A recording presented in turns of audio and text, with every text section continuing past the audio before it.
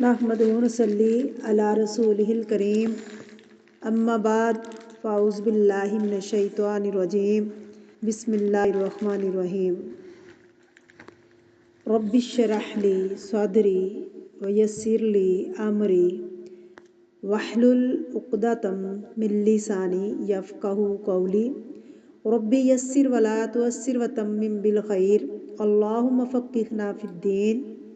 أعوذ بالله من الشيطان الرجيم بسم الله الرحمن الرحيم يا أيها الذين آمنوا كتب عليكم الصيام كما كتب على الذين من قبلكم لعلكم تتقون أياما معدودات فمن كان منكم مريضا أو على سفر فعدة من أيام أخر وعلى الذين يطيقونه فدية طعام مسكين فمن تطوع خيرا فهو خير له وأن تصوموا خير لكم إن كنتم تعلمون۔ الحمدللہ، اللہ تعالیٰ کا بہت ہی احسان ہے کہ اللہ سبحانہ و تعالیٰ نے ہمیں رمضان کے قریب کر دیا۔ ہم اگر ساری زندگی بھی اللہ سبحانہ و تعالیٰ کا شکریہ ادا کریں تب بھی تھوڑا ہے کہ اللہ تعالیٰ نے ہمیں اس دور میں پیدا کیا، اس امت میں پیدا کیا جو سب سے لاڈلی امت ہے اللہ کی۔ وہ کون سی امت ہے؟ نبی کریم صلی اللہ علیہ وسلم کی امت۔ اللہ سے دعا ہے کہ اللہ ہمیں رمضان المبارک تک پہنچا دے اور ہم پر اپنی رحمتیں نازل کرے، پھر ہمیں مواقع عطا کرے کہ ہم اس کو یاد کریں، اس کی عبادت کریں۔ قرآن پاک کی رمضان کے مبارک مہینے کے بارے میں آیت بیان کروں گی اور اس کی تھوڑی سی تفسیر کروں گی۔ اللہ رب العزت ارشاد فرما رہے ہیں، یا ایھا الذین آمنوا کتب علیکم الصیام کما کتب علی الذین من قبلکم لعلکم تتقون ایاما معدودات فمن کان منکم مریضا۔ اے لوگو جو ایمان لائے ہو، تم پر روزے رکھنا فرض کر دیا گیا ہے۔ فرض عبادت ہے، جیسا کہ تم سے پہلے لوگوں پر فرض کیا گیا تھا، یعنی پچھلی شریعتوں میں بھی روزہ فرض تھا۔ کیوں فرض کیا گیا؟ تاکہ تم متقی بن جاؤ، تقوی والے بن جاؤ۔ گنتی کے چند دن ہے، سارا سال نہیں، سارا مہینہ نہیں، گنتی کے چند دن ہے۔ یہ بھی نہیں فرمایا کہ ایک مہینے کا لفظ نہیں آیا۔ پھر جو کوئی تم میں سے بیمار ہو یا سفر پر ہو تو دوسرے دنوں میں گنتی پوری کرے، یعنی قضا روزے رکھ لے۔ بیماری یا سفر کی حالت کی وجہ سے اگر روزہ چھوڑنا پڑے تو گنتی پوری کرنا ضروری ہے۔ 29 کا مہینہ ہے تو 29 روزے رکھے گا، اگر 30 کا مہینہ ہے تو 30 کی گنتی پورے کرے گا۔ اور جو لوگ طاقت رکھتے ہوں ایک مسکین کا کھانا فدیہ دے، یعنی اگر ایسی بیماری ہے جس میں شفا یاب ہونے کی امید نہیں تو پھر وہ فدیہ دے دے۔ جو کوئی خوشی سے نیکی کرے، یعنی ایک فدیہ ایک مسکین کو کھانا کھلانے کا حکم ہے۔ اگر وہ زیادہ کو کھلا دے تو یہ کیا ہے؟ نیکی ہے، اس کے لیے بہتر ہے۔ یا پھر جب وہ ٹھیک ہو جائے تو اپنے روزے بھی رکھ لے اور مسکین کو بھی کھلا دے۔ تم روزہ رکھو، تمہارے حق میں بہتر ہے۔ اگر تم جانتے ہو نا، یہ جملہ بڑا اہم ہے، جو کوئی خوشی سے کرے تو اس کے لیے بہتر ہے۔ یہ فدیہ دینے کے متعلق بھی ہے اور زندگی کا ایک اصول بھی بنا لینا چاہیے، وَمَن تَطَوَّعَ خَيْرًا فَهُوَ خَيْرٌ لَهُ وَأَن تَصُومُوا خَيْرٌ لَكُمْ إِن كُنتُمْ تَعْلَمُونَ۔ نیکی کا کوئی بھی کام ہو وہ دل کی خوشی کے ساتھ کرے۔ تو بہرحال یہاں ہم دیکھتے ہیں کہ اللہ تعالیٰ نے ایمان والوں سے خطاب کیا ہے۔ الحمدللہ کہ ہم سب ایمان والے ہیں، ایمان کی نسبت سے اللہ تعالیٰ نے ہمیں پکارا ہے، لہٰذا ہمیں اپنے ایمان کی قدر و قیمت جاننی چاہیے اور اس ایمان پر اللہ کا شکریہ ادا کرنا چاہیے کہ پھر روزے کی فرضیت کا اللہ نے بتلا دیا کہ یہ ایک فرض عبادت ہے، اور پھر روزہ ان احکامات میں سے ہے، یعنی وہ شرعی حکم ہے جو ہر زمانے میں رہا ہے، یعنی صرف تمہارے لیے نہیں، پہلے لوگوں کے لیے بھی فرض تھا۔ روزہ کیا تھا؟ روزے کے لیے عربی میں لفظ صوم استعمال ہوتا ہے۔ صوم کا لفظ یعنی سیام سے ہے، جس کا معنی ہوتا ہے رک جانا۔ شریعت میں طلوع فجر سے غروب شمس تک روزہ توڑنے والی چیزوں کو اللہ کی اطاعت بجا لانے کا نام روزہ ہے، یعنی جو روزہ توڑنے والی چیزیں ہیں اس سے رک جانا۔ شریعت میں طلوع فجر سے غروب شمس تک روزہ پورا کرنا ہے، روزہ توڑنے والی چیزوں سے بچنا ہے، اللہ کی اطاعت بجا لانے کا نام روزہ ہے، یعنی ان چیزوں سے بچنا جو روزہ توڑنے والی ہوں۔ روزے کی حالت میں اللہ کی اطاعت کے کام کرنے ہیں، اور بذات خود دراصل ہم روزہ رکھ کر اللہ کی اطاعت کا ثبوت دے رہے ہوتے ہیں۔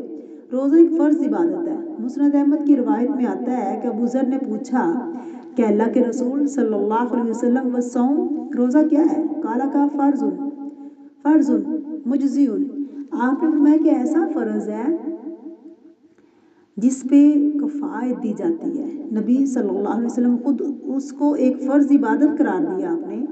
اسلام کی بنیاد جن چیزوں پر قائم ہے ان میں سے ایک روزہ رکھنا ہے، اور فرض روزے صرف سال میں ایک ہی بار فرض ہیں، اور وہ رمضان کے مہینے کے روزے ہیں، اور مقصود کیا ہے؟ لعلکم تتقون، تاکہ تم متقی بن جاؤ، پرہیزگار بن جاؤ، یعنی روزے کی فرضیت بیان کی جا رہی ہے، اور وہ یہ کہ اللہ عز و جل گویا کہ ہمارا روزہ رکھنے کا جو ہدف ہے، روزہ تو ایک عمل ہے نا، اور جہاں ہم نے پہنچنا ہے وہ کیا ہے؟ وہ ہے تقویٰ۔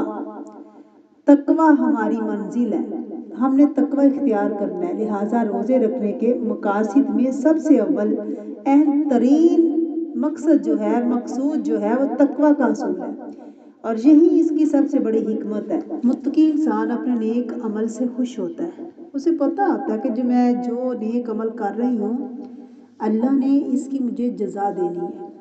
اور تقویٰ کی تعریف میں بہت سے اقوال ملتے ہیں، ان سب کو اگر پڑھیں تو اس کا خلاصہ یہ نکلتا ہے کہ اللہ کی رضا اور خوش نیودی کی خاطر نیک اعمال کرنا، اور اس کی ناراضگی اور عذاب کے ڈر سے گناہ چھوڑ دینا۔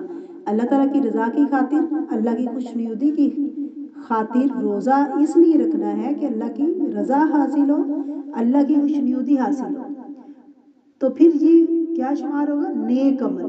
نیک عمل یہ شمار ہوگا۔ اور پھر اس روزے میں کسی قسم کا ایسا کام نہیں کرنا جس سے روزہ فاسد ہو جائے، اس کی ناراضگی کا سبب بنے، اس کی ناراضگی سے بچتے ہوئے، اس کے حکم عدولی سے بچتے ہوئے، یہ صرف یہ کہ روزے کو فاسد کرنے والے کام چھوڑنے ہیں، بلکہ تربیت سے عملی زندگی میں وہ سارے کام چھوڑنے ہیں جو اللہ تعالیٰ کی ناراضگی کے لیے ہیں، جو اللہ تعالیٰ کی ناراضگی کا سبب بنتے ہیں۔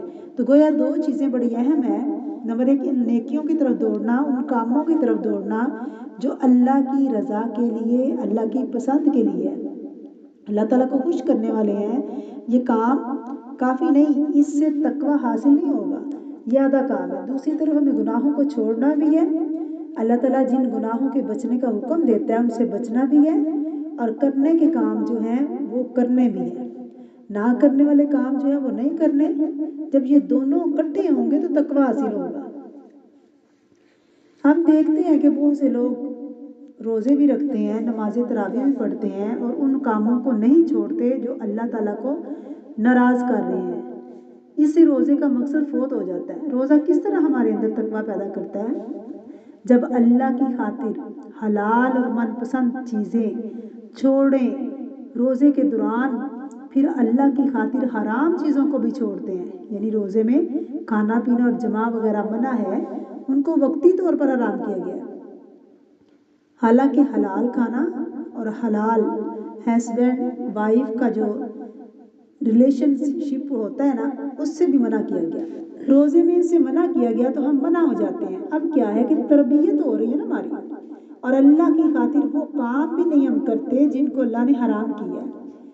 پھر روزے کی حالت میں ہر وقت اللہ کی نگرانی کا احساس ہوتا ہے، تو ہم نے اس سبق کو یاد کر کے اپنی عملی زندگی میں رمضان کے بعد بھی جاری رکھنا ہے۔ یہ عمل اللہ کی نگرانی کو محسوس کرنا ہے کہ ہم کہیں بھی ہوں، اکیلے بھی ہوں، سب کے درمیان ہوں، ہم خرید و فروخت کر رہے ہوں، کسی عورت یا مرد سے بات چیت کر رہے ہوں، ہم گھر والوں کے درمیان ہوں، ہم کسی شادی کی محفل میں ہوں، ہم کسی غم کے موقع پر ہوں، ان تمام مواقع پر یہ یاد رکھنا ہے کہ اللہ میں دیکھ رہا ہے، اور ہم نے وہ کرنا جو اللہ چاہتا ہے۔ روزہ ہمارے اندر یہ عادت مضبوط کرتا ہے۔ روزے کی حالت میں گناہ کم ہوتے ہیں، نیکیوں کا غلبہ ہوتا ہے۔ پھر یہ کہ روزے کے ذریعے ہمیں اللہ کی نعمتوں کا شکر کرنے کا طریقہ بھی آتا ہے۔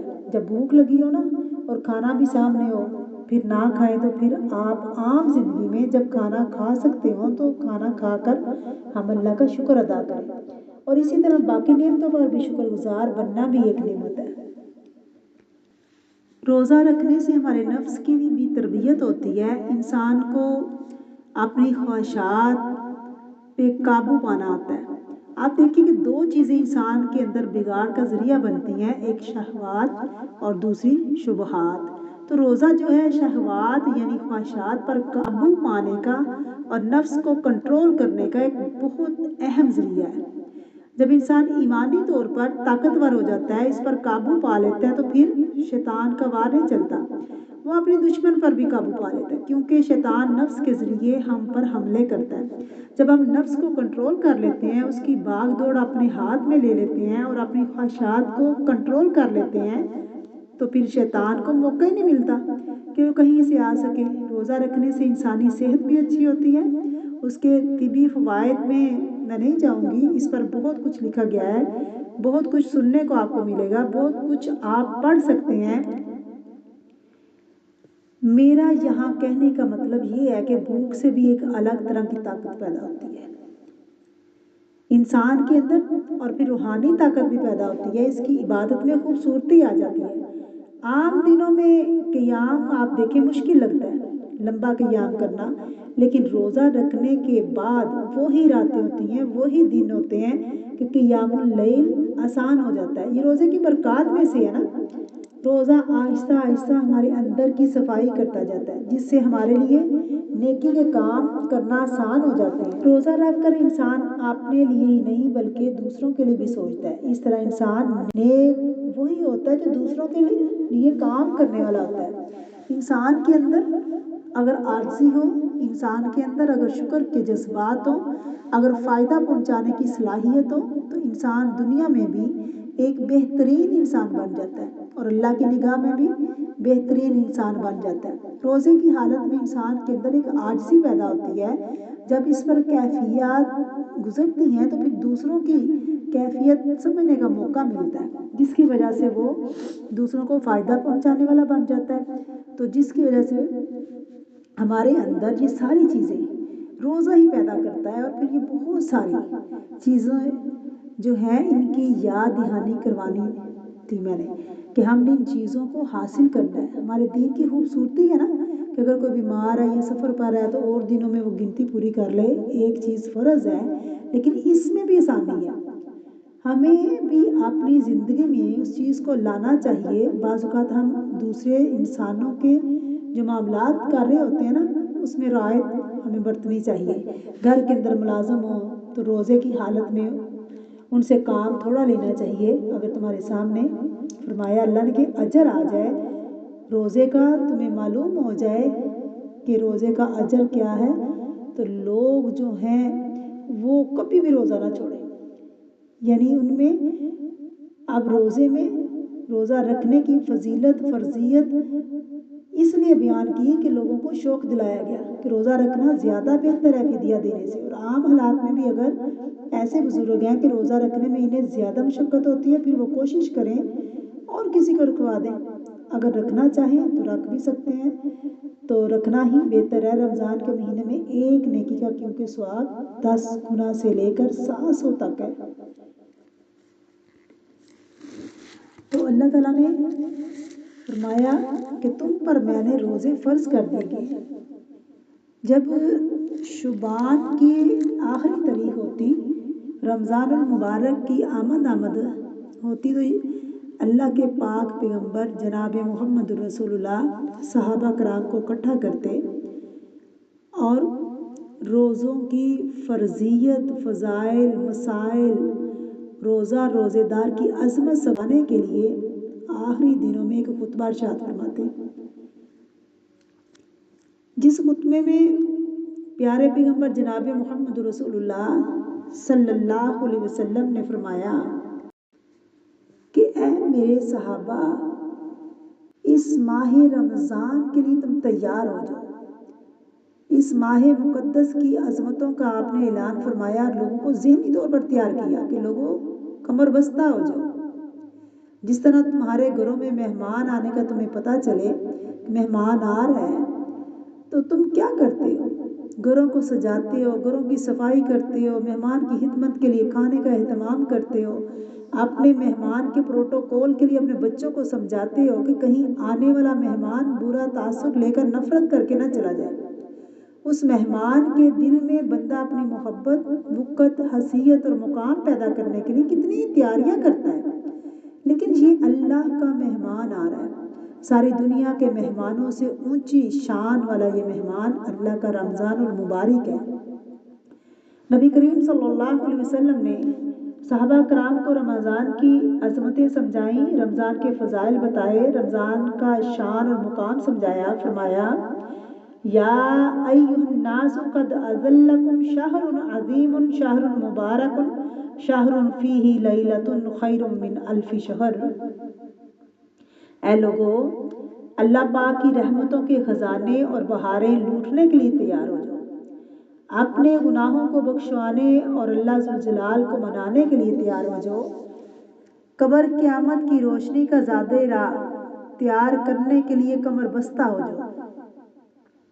اللہ پاک کا ایسا عظمت والا مہینہ تم پر سایہ فگن ہونے والا ہے، جس کو اللہ پاک نے بڑی شان عطا کی ہے، جو بڑی برکت والا ہے، جس مہینے میں مومنوں کی نیکیوں میں بھی برکتیں ہیں اور روزیوں میں بھی برکتیں ہیں۔ پیارے نبی کریم صلی اللہ علیہ وسلم نے فرمایا یہ اتنی برکتوں والا مہینہ ہے کہ جو شخص اس مہینے میں ایک نفل پڑھتا ہے وہ اللہ ذوالجلال اس کو اتنا پیارا لگتا ہے، اللہ پاک فرض کا ثواب عطا کر دیتے ہیں، اور جو اپنے اللہ پاک کے فریضے ادا کرنے کے لیے فرض پڑھتا ہے اللہ کریم اسے 70 فرضوں کا ثواب عطا کرتے ہیں۔ سبحان اللہ، سبحان اللہ۔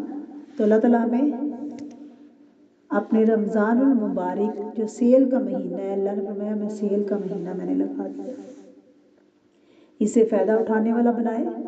اللہ نے فرمایا الصوم لی وانا اجزی بہ، روزہ میرے لیے ہے، اس کا اجر بھی میں ہی دوں گا۔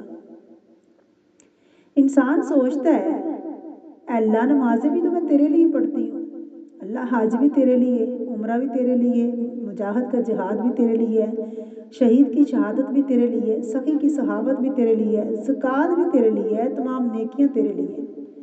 اللہ فرماتا ہے روزہ میرے لیے ہے، باقی باتیں بھی تو تیرے لیے ہیں نا۔ اللہ فرمایا بندہ نماز پڑھتا ہے تو اس کو کئی دیکھنے والے ہیں، اس میں ریاکاری بھی آ سکتی ہے، صدقہ کرنے والے کو کئی دیکھنے والے ہیں، اگر کوئی نہ دیکھے جس کو دے رہا ہے وہ تو دیکھ رہا ہے نا، اس میں ریاکاری کا اندیشہ ہے۔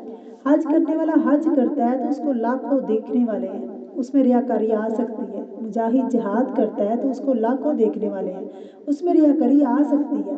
لیکن روزہ ایک ایسی عبادت ہے جس کا سکی ماں کو نہیں پتا، خاوند کو بیوی کا نہیں پتا، سوائے اللہ کی ذات کے کوئی نہیں جانتا۔ ہو سکتا ہے بندہ سحری گھر والوں کے ساتھ بیٹھ کر کھانا کھائے، کھانا کھانے کے بعد صبح باہر جا کے بازار جائے اور کچھ نہ کچھ وہ کھا لیتا ہو، جن کو عادت پڑی ہوتی ہے، دوپہر کے وقت پان بھی کھائے، سگریٹ بھی پیے، عیاشی بھی کی، کسی کو کیا پتہ ہے۔ باقی تمام عبادتوں کا تعلق کچھ نہ کچھ محلوق کے ساتھ ہے، بندے کے دل میں ریاکاری اور نمائش آ سکتی ہے، لیکن روزہ ایسی عبادت ہے جس کے بارے میں کسی کو علم تک نہیں۔ کہ اس نے روزہ رکھا بھی یا نہیں۔ روزے دار کا علم اللہ کے علاوہ کسی کو نہیں ہے۔ جب اللہ پاک اجر اور انعام تقسیم فرمائے گا تو اللہ پاک فرشتوں کے ذریعے دے رہے ہیں نا باقی چیزوں کا، کیا میرے فرشتوں میرے بندے نے فلاں نیکی کی، اس کو جنت کا بنگلہ دے دو، اس نے فلاں نیکی کی، اس کو جنت کی نعمت دے دو، فلاں نیکی کی، اس کو اتنا اجر و ثواب لکھ دو۔ جب روزے دار کی باری آئے گی نا، جس نے رب کی خاطر بھوک پیاس برداشت کی، حالانکہ اس کی فریج میں دودھ بھی پڑا ہوا ہے، اس کی فریج میں مشروبات بھی پڑے ہوئے ہیں، اس کی فریج میں طرح طرح کے پھل فروٹ بھی پڑے ہوئے ہیں، اللہ فرمائیں گے فرشتوں پیچھے ہو جاؤ۔ اب روزہ دار جانے اور پروردگار جانے، یہ بندگی اور عمل ایسا ہے جس کے ثواب کا تم اندازہ ہی نہیں کر سکتے۔ اس کے خلوص کا مجھے پتہ ہے کہ اس کا میرے بارے میں کتنا خلوص تھا، اس کی محبت کا مجھے پتہ ہے کہ اس کو مجھ سے کتنا پیار تھا۔ جو بندہ میری خاطر حلال چھوڑ گیا وہ حرام کیسے نہیں چھوڑ سکتا۔ یہ محبت کا آخری درجہ ہے کہ جو شخص رب کی خاطر حلال چھوڑ سکتا ہے اس کے لیے حرام چھوڑنا مشکل نہیں۔ اللہ ذو الجلال نے فرمایا کہ روزے رکھو، اللہ کی محبت کا انداز دیکھیے، اللہ کریم نے کتنے پیار سے بلایا، اے ایمان والو تم پر روزے فرض کر دیں گے۔ اور روزے کا مقصد کیا ہے؟ لعلکم تتقون، تاکہ تم متقی بن جاؤ، تاکہ تم پرہیزگار بن جاؤ۔ اللہ تعالیٰ ہمیں روزوں کو صحیح طریقے سے رکھنے کی توفیق عطا فرمائے اور روزہ رکھ کے ہر اس گناہ سے بچنے کی توفیق عطا فرمائے جس سے اللہ نے منع کی ہے، اور ہر وہ نیکی کا کام جس کا اللہ نے حکم دیا ہے وہ دوڑ دوڑ کر ہمیں کرنے والا بنائے، آمین۔ وآخر دعوانا ان الحمد للہ رب العالمین۔ السلام علیکم ورحمۃ اللہ وبرکاتہ۔ نبی کریم صلی اللہ علیہ وسلم نے فرمایا جب رمضان کی پہلی رات ہوتی ہے تو جنت میں ایک بڑی میٹھی ہوا چلتی ہے، جب یہ جنت کے درختوں کے پتوں سے مس ہو کر گزرتی ہے تو ایک بڑی پیاری آواز نکلتی ہے، جنت کی حوریں مسکرا کر کہتی ہیں یا اللہ آج کیسا منظر ہے، یہ کیسی پیاری ہوائیں ہیں۔ اللہ پاک فرماتے ہیں تمہیں پتہ ہے آج رمضان کا مہینہ شروع ہو گیا، اور فرشتے کو حکم دیتے ہیں اے مالک فرشتے جلدی کر میری جنت کے دروازے کھول دے اور جہنم کو تالے لگا دے، آج میری رحمت کی ٹھاٹھ جوش میں آ گئی۔ حبیب کبریا نے فرمایا فتحت ابواب الجنہ، جنت کے دروازے کھول دیے جاتے ہیں، وغلقت ابواب جہنم، اور جہنم کے دروازوں کو تالے لگا دیے جاتے ہیں، وسلسلت الشیاطین، اور شیطانوں کو بیڑیوں میں جکڑ دیا جاتا ہے۔ نبی کریم صلی اللہ علیہ وسلم نے فرمایا حوریں پوچھتی ہے اللہ یہ کیسی ہوائیں ہیں، یہ کیسی فضائیں ہیں، یہ کیسی بہاریں ہیں، یہ خوشبوؤں کی لہریں کیسی ہیں؟ فرمایا میرا رمضان شروع ہو گیا ہے۔ روزہ افطار کرنے کی دعا اللہم لک صمت وعلی رزقک افطرت، افطار کی دعا پڑھ کر بسم اللہ پڑھیں اور پھر روزہ افطار کریں۔ روزہ افطار کرنے کے بعد یہ دعا پڑھیں ذہب الظمأ وابتلت العروق وثبت الاجر انشاءاللہ